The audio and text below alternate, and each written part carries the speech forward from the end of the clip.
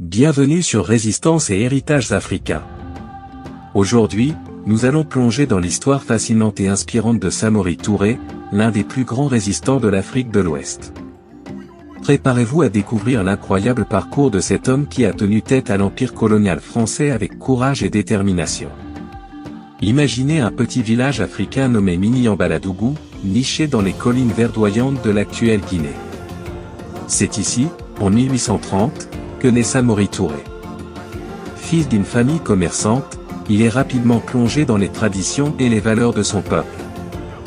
Dès son plus jeune âge, Samori montre des aptitudes exceptionnelles pour le leadership et la stratégie. Il observe, apprend et se prépare à un avenir qu'il presse déjà rempli de défis. Le village de Miniambaladougou est un centre commercial dynamique où les habitants vivent de l'agriculture, du commerce et de l'artisanat. Samori grandit en observant les techniques de commerce de sa famille, acquérant une précieuse expérience en négociation et en gestion des ressources. Samori reçoit une éducation traditionnelle mandingue, apprenant l'histoire de son peuple, les récits épiques des grands guerriers, et les chants et danses rituelles. Cette éducation forge son identité et son sens du devoir envers son peuple. À un jeune âge, Samori accompagne les guerriers de son village pour observer leurs techniques de combat et leurs stratégies de défense. Ces expériences façonnent son esprit tactique et stratégique, posant les bases de son futur leadership. À la fin des années 1860, Samori Touré commence à unir les peuples mandingues sous sa bannière. Grâce à ses compétences militaires et diplomatiques, il parvient à créer un empire puissant et respecté, l'Empire Wassoulou. Son objectif, résister à l'expansion coloniale française. Imaginez un jeune Samori, charismatique et déterminé, parcourant les villages, parlant aux chefs et aux guerriers, les convainquant de se rallier à sa cause. Il mène ses premières conquêtes avec brio, remportant des batailles clés contre des chefs rivaux. En 1878, Samori se proclame Fama qui signifie roi de l'Empire Wassoulou, unissant plusieurs territoires sous sa gouvernance. Il établit Bissandougou comme capitale de son empire, unissant ainsi diverses ethnies et cultures sous une même bannière. Samori utilise ses connaissances commerciales pour renforcer son empire, établissant des relations avec des marchands arabes et européens pour obtenir des armes et des provisions. Ces échanges commerciaux permettent à son empire de prospérer et de se préparer aux conflits à venir. Samori Touré adopte une stratégie de guerre mobile, utilisant des techniques de guérilla pour harceler les troupes françaises. Il construit une armée disciplinée, équipée d'armes modernes acquises grâce à ses réseaux commerciaux. Samori utilise également des forteresses stratégiques pour se protéger et attaquer ses ennemis. Cette stratégie lui permet de tenir tête aux Français pendant plusieurs années. Imaginez les paysages africains, vastes et diversifiés, où Samori et ses guerriers se déplacent rapidement et furtivement.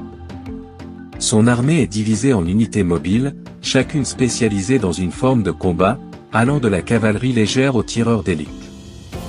Grâce à ces échanges commerciaux, Samori acquiert des fusils à répétition et des canons modernes, qu'il utilise efficacement contre les troupes françaises.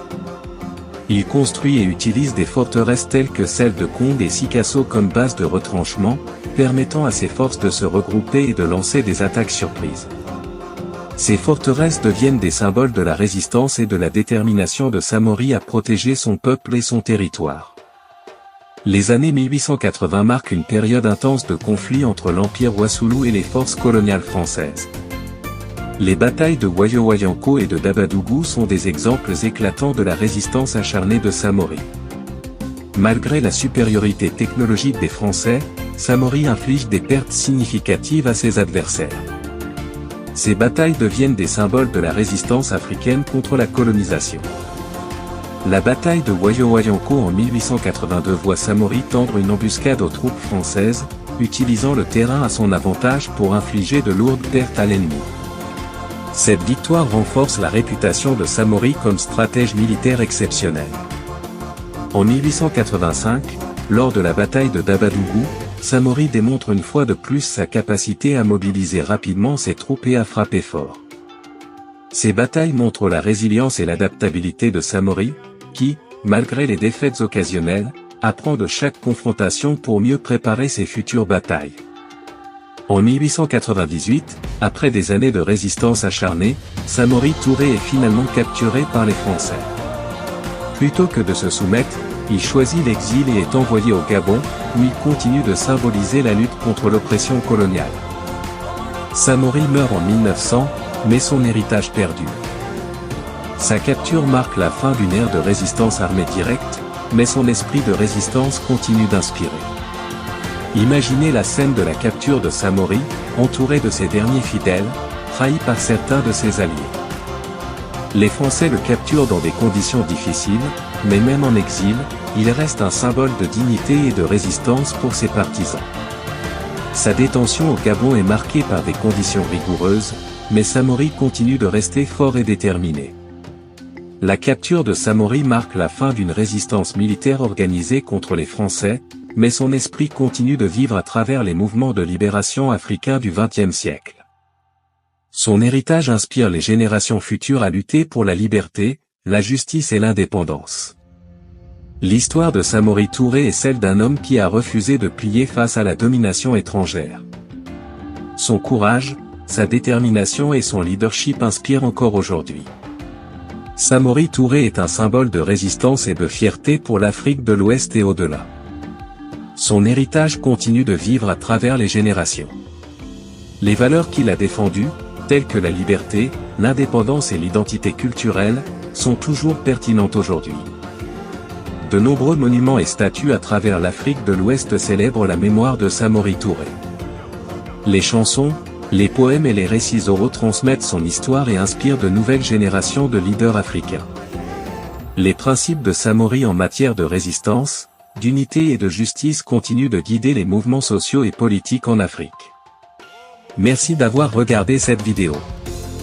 N'oubliez pas de vous abonner et d'activer les notifications pour ne pas manquer nos prochaines vidéos sur les héros de la résistance africaine. À bientôt sur Résistance et Héritages africains.